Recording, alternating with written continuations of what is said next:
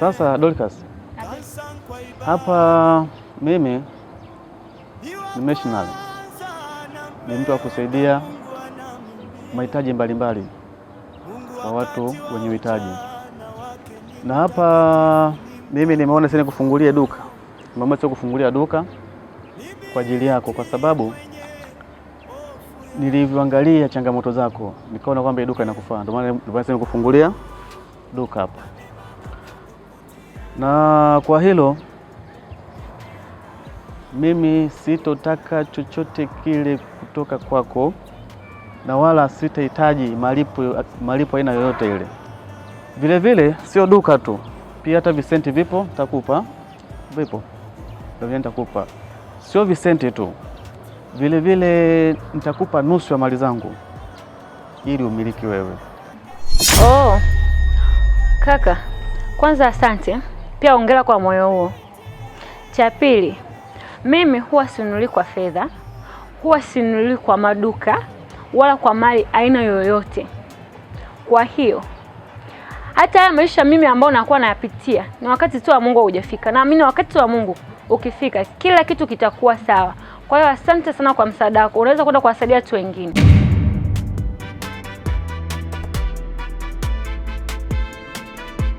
Dorcas, mimi sipo kwa ajili ya kukununua wewe, bali mimi nipo kwa ajili ya kusaidia wewe. Basi na kama utaki basi unaweza ukaenda. Haya, ubarikiwe.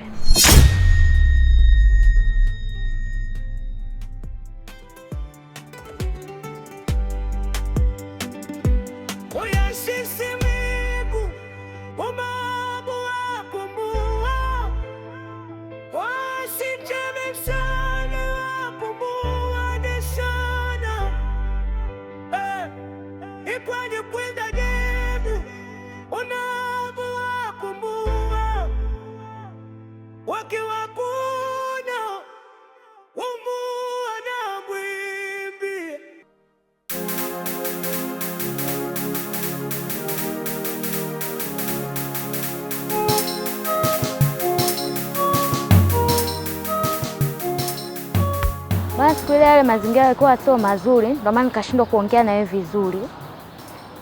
Kwa hiyo leo nilipokuona hapo nikaona tu tuongee, hii ni sehemu sahihi ya kuzungumza. Bwana, siku ile mimi sijikutaka kujionyesha kwako kwamba mimi ni nani. Ndio maana leo hii ndio maana ninakuja nikuonyeshe kwamba mimi ni nani. Mimi waga shida ndogo ndogo waga sina. Hapa bwana, nilikuja na gari yangu nimeipaki pale. Ile pale unaiona ile pale? Ile ndo gari yangu. Mimi siku ile nilipokuwa naongea vile nilikuwa simaanishi. Wanawake ukishajionyesha kwamba wewe ni nani, una hela kidogo, unaona kwamba anaanza kuleta shobo, kujiamini, kujisifu kwamba nimepata mwanaume ambaye ana hela. Ndio maana siku ile sikutaka kunijionyeshe kwako. Maana kwa leo ndio maana nimekuja kwamba nikuonyeshe kwamba mimi ni nani.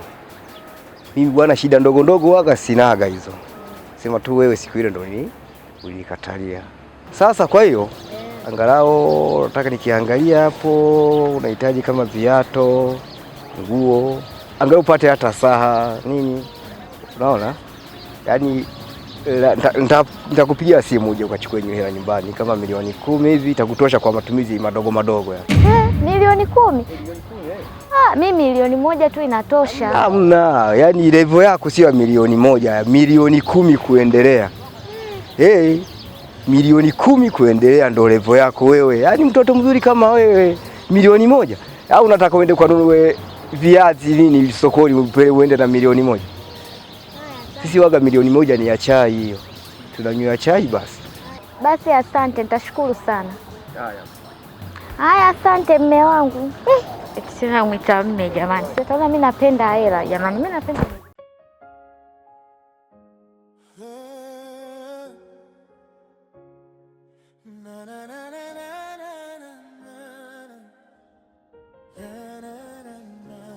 Karibu sana kijana. Asante sana, nashukuru. Mchungaji? Naam. Mimi nimekuja. Maana sina siku chache sana sasa niko hapa, ila nashukuru Mungu kabisa nimekukuta. Sawa. Mimi kuja kwangu hapa, lengo langu hapa ni moja. Mimi kwa kweli nafanya kazi ya missionary. nje ya nchi na ndani ya nchi pia Tanzania hii. Na pia mimi shida yangu kubwa mimi huaga sana saidia makanisa mbalimbali kwenye huduma za Mwenyezi Mungu. Na kitu kingine nilikuja kwa swala moja tu mchungaji.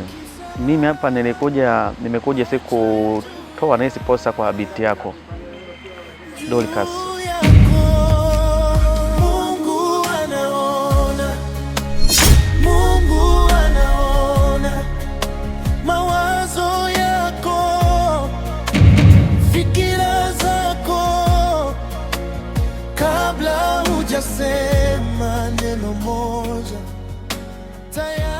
Maka hapa nchini sina muda mwingi sana, nisi kesho naweza nikaondoka. Ila kwa leo hapa nilikuwa na visenti kidogo mchungaji. Hii hapa ni kama nahisi hapa kama hii ni kama milioni 15. Nahisi itafaa sana kwenye nani? Kwenye mambo ya vinanda na nini pale kanisani. Naona mchungaji pokea ile fungo kidogo. Masa.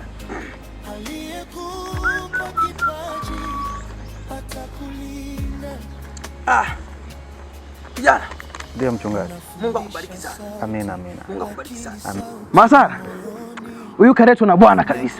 Kaletwa na Bwana. Ni kweli unachongea mume wangu. Yes mzuri. Bwana anajibu kwa wakati wake.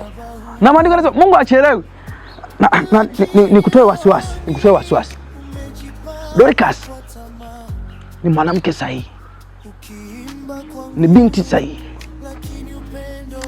Na nikutoe wasiwasi kabisa. Dorcas ni binti mwenye hofu ya Mungu. Ni binti ambaye yuko safi.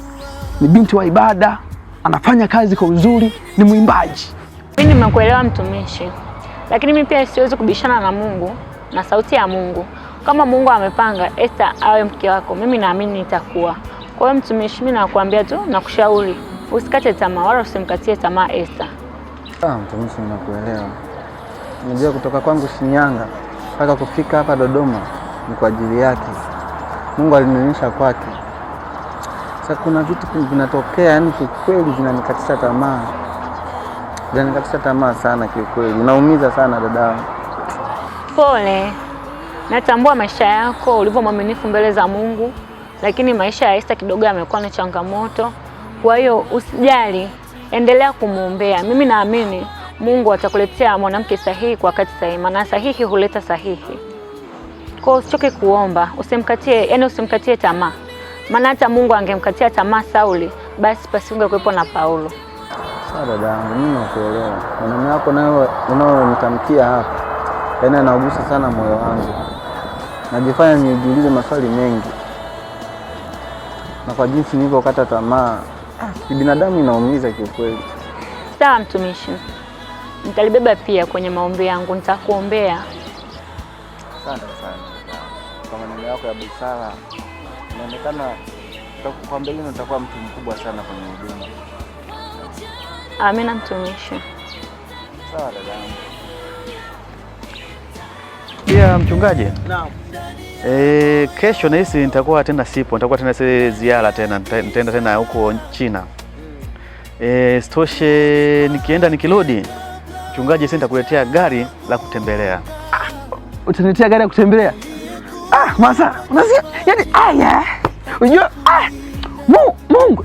Acha itu Mungu. Gari Masa. Tunakuwa na gari hizi. Tena moja itakuwa ya kwangu. Hii mpya ikitoka nani? Umesema China itakuwa ya kwangu hiyo. Hiyo nyingine ambayo tunaitumia itakuwa ya kwako.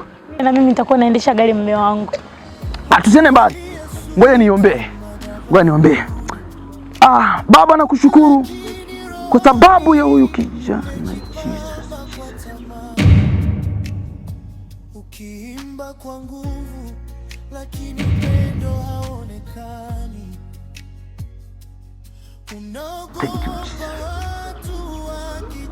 Kijana,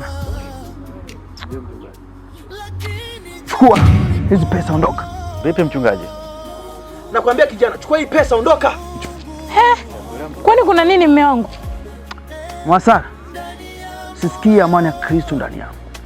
Siwezi nikamtoa kafara binti yangu Dorcas. Tukizipokea hizi fedha, tutakuwa tumemtoa kafara binti yetu. Kijana, ondoka. Yaani mwanaume mpuuzi. Kwa hiyo unakataa kupokea hela kisa Dorcas? Yule Dorcas ni mtoto wako? Hebu angalia maisha tunaoishi afu unakatakata tu kizembezembe hela. Eti unasema kisa Dorcas. Wewe Dorcas ni mtoto wako? Masara, mimi ndio mwanaume katika hii nyumba. Nikisema nimesema. Siwezi kumtoa binti yangu Dorcas kwa sababu ya mambo ya kishirikina. Sara, tena usinivurugu, usiniharibie siku Masara. Usiniharibie siku Masara, usiniharibie siku. Kijana, ondoka na pesa yako. Tena wewe mwanamke wewe. Usinivurugu, usiniharibie siku. Mchungaji. Tena mwanamke ondoka. Ile mileta kwa wema. Kijana, ondoka nasema. Ondoka kijana. Asante. Usinijaribu kijana. Usicheze na mpaka ufuta wa Bwana.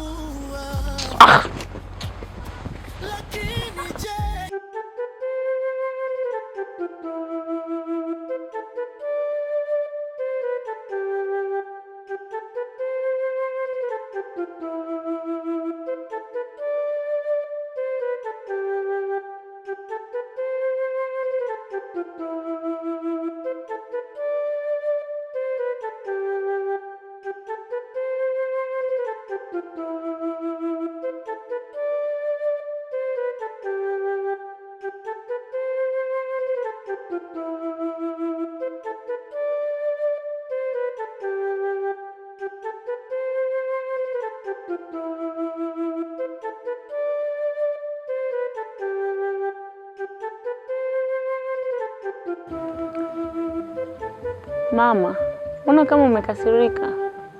Hivi wewe binti, nilikuleta hapa nyumbani ili utembee na mume wangu?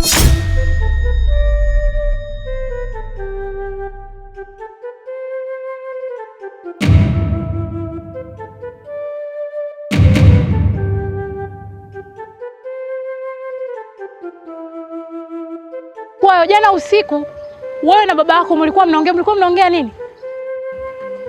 Mama, tulikuwa tunaongea habari tu za Biblia. Yaani mume wangu aache kukaa na mimi akakaa na wewe usiku muongea habari za Biblia?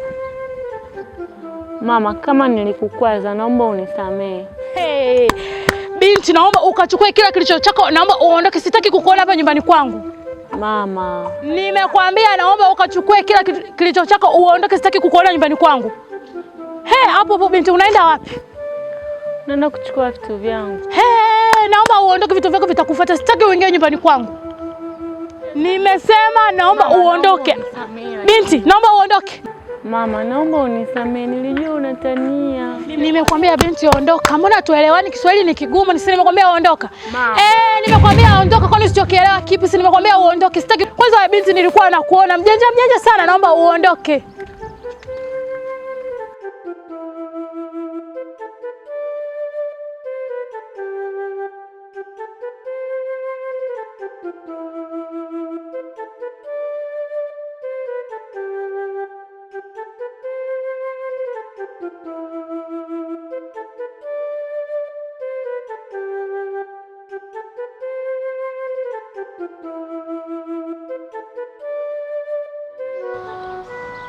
Kama nilivyokuambia, moyo wangu, akili yangu yote yanakuwaza wewe. Yaani nipo tayari kufanya kitu chochote kwa ajili yako. Na nimeona wewe ndio mwanaume sahihi kwenye maisha yangu.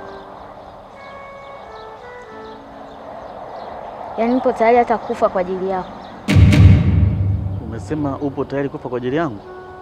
Ndiyo, nipo tayari. Upo tayari kufa kwa ajili yangu? Ndiyo. Upo tayari kufa? Ndiyo, nipo tayari kufa. Funza kudhiliwa na kufanikiwa katika yote, wewe bado ninajua kushiba na kuona njaa katika yote, wewe bado. Nilidhani nyumba ya mchungaji ingekuwa sehemu ya amani.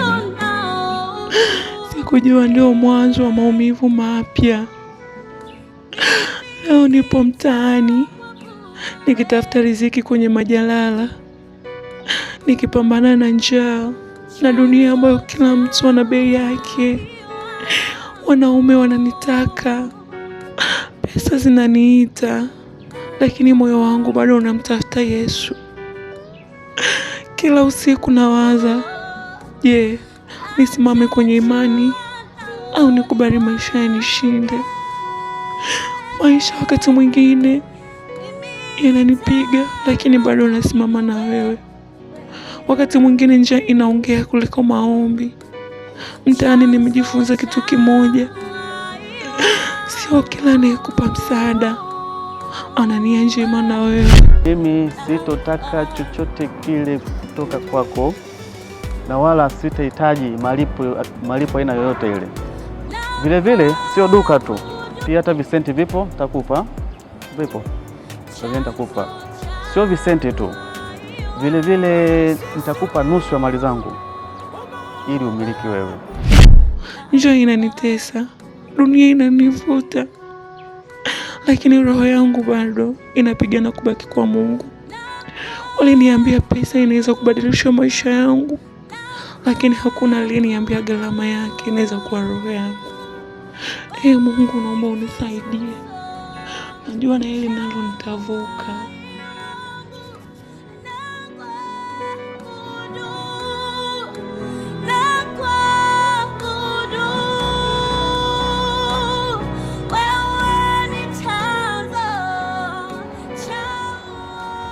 Dorcas.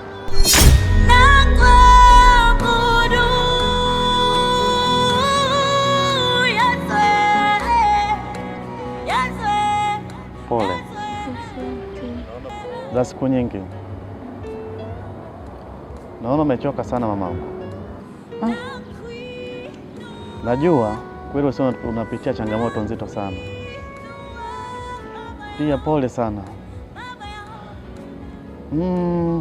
Nisiwe sana mambo mengi sana, bali chukua kwanza hii pesa, itakusaidia kwenye mambo mengine madogo madogo.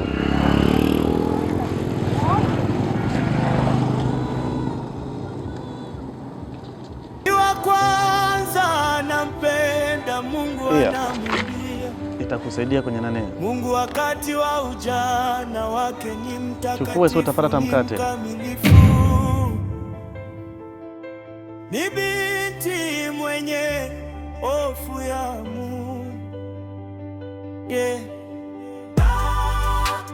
Na mimi mama takuputia.